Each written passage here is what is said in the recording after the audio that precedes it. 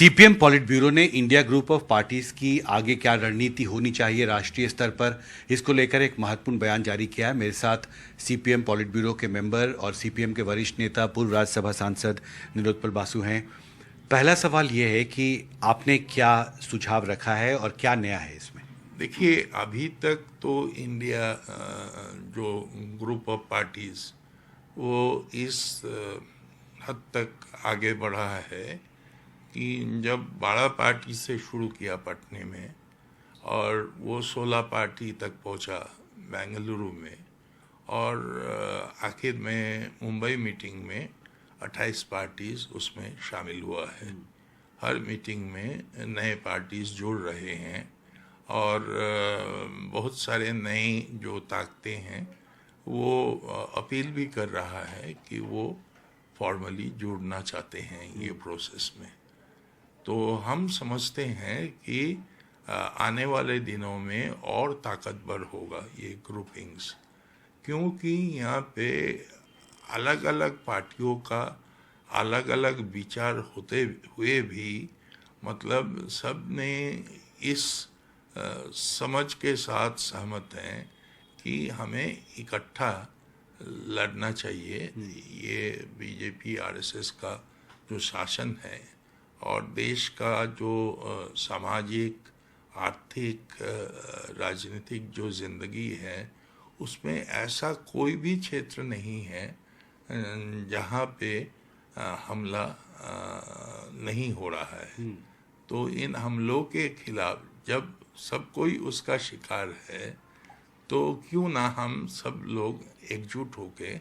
इस हमले का मुकाबला करने का कोशिश करें। और इस प्रतिरोध का एक महत्वपूर्ण हिस्सा है कि हमें सरकार से बीजेपी आरएसएस का जो नियंत्रण है वो हटाना होगा। तो इसी जो सिद्धांत के ऊपर बहुत कुछ तय भी हुआ है पहले ही, मतलब मुंबई मीटिंग में कि 4-5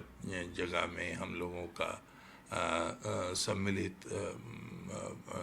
मतलब जनसभाएं होंगी और हमने मोटे तौर पे किस मुद्दे पे सरकार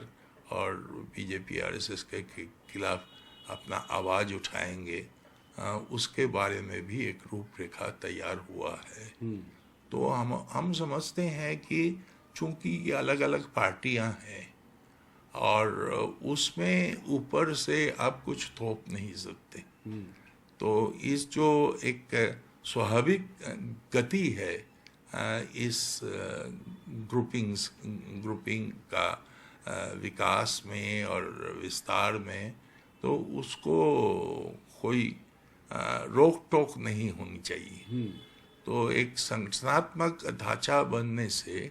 उस जो प्रवाह है उसमें बाधाएं आने का खतरा है। तो यही हमने बोला है कि हम इंडिया जो ग्रुपिंग है इसको मजबूत करेंगे और ये भी निश्चित हम करने के लिए कटिबद्ध है कि इसमें कोई बाधा ना आए, कोई रोक टोक नहीं आए। कभी कभी संगठनात्मक जो ढांचा है वो भी इस बाधा के खतरा को सामने लाता है। क्या यही वजह है कि जो इंडिया ब्लॉक ऑफ पार्टियों ने जो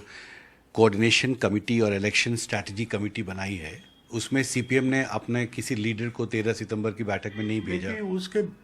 बेसिकली अगर आप देखें दो एक पार्टी छोड़ के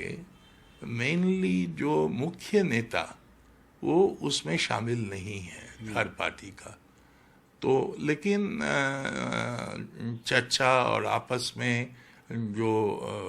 मतलब वार्ताएं जारी है नेताओं के बीच और मुख्य जो नीतियां तय करने के लिए हमारे समझ में ये काफ़ी है। तो इसीलिए हम इसके ऊपर नहीं जाते हैं कि कोऑर्डिनेशन कमेटी जो प्रोसेस है इसका निष्कर्ष नहीं है। इसका निष्कर्ष है कि किस तरह से किन बातों पे किस विचारों पे हम एकजुट होंगे और जो नहीं आए हैं उनको एकजुट करेंगे, ना सिर्फ पार्टियों को बल्कि आवाम के अंदर ये बातों को ले जाना होगा कि क्यों हम लोग एक स्वर में हम बीजेपी आरएसएस का विरोध करें। जी, जो कुछ महत्वपूर्ण राज्य हैं राजनीतिक तौर पर आपके लिए, जैसे पश्चिम बंगाल है,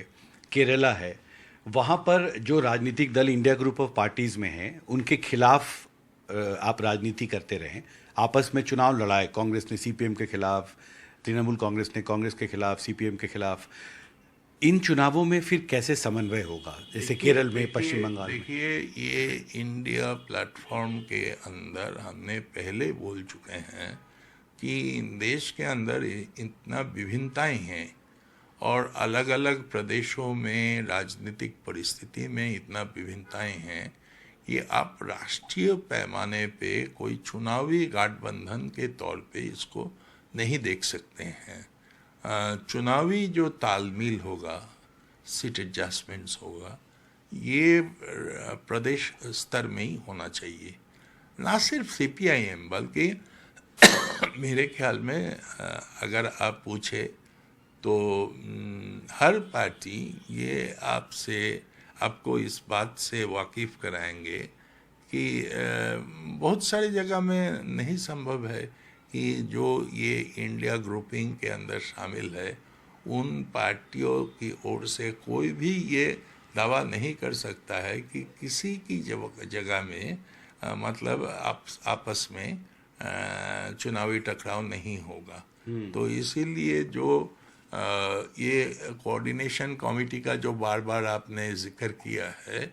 कोऑर्डिनेशन कमेटी के अंदर भी जो उन्होंने प्रस्ताव लिया उसमें इस बात को स्वीकार कर लिया गया कि जो प्रदेश के पैमाने पर और हम जो चुनावी समझ बनाएंगे वो as much as possible, मतलब जितना संभव है उस संभावनाओं के तहत जितना संभव है उतना आपसी जो चुनावी टकराव उसको बाजू रखने का कोशिश होगा। जी, ये महत्वपूर्ण बात है। इसमें एक चीज मैं आपसे पूछना चाहता था, जैसे केरल के संदर्भ में, वहां तो आप सीधे ही कांग्रेस और सीपीएम आमने ये सामने। तो बेंगलुरु मीटिंग के पहले प्रेस के साथ बात करते हुए हमारे पार्टी के जनरल सेक्रेटरी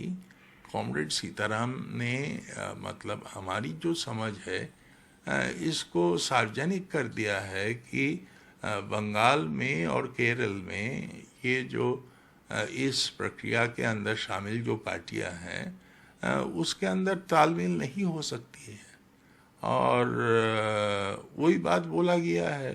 तो ये तो अपने बारे में, लेकिन दूसरे जो पार्टियां हैं वो भी अब मतलब ताकत के साथ ये नहीं बोल सकते हैं कि वो किसी भी जगह में किसी की दूसरी जो इस प्रोसेस में शामिल है उन पार्टियों के साथ टकराएगा नहीं चुनावी तौर पे। पर कोशिश होगी कि ज़्यादा से ज़्यादा और मुख्य इसके अंदर है कि राजनीतिक जो निष्कर्ष है और राजनीतिक जो मुद्दे हैं उसके ऊपर किस तरह से एक समान विचार को सामने रखते हुए हम प्रचार प्रसार कर सकते हैं ताकि हम उनको अलग थलग कर सकें। जी, हमसे बात करने के लिए बहुत शुक्रिया। सीपीएम मुख्यालय से मेरे कैमरा सहयोगी आजम सिद्दीकी के साथ हिमांशु शेखर, एनडीटीवी इंडिया।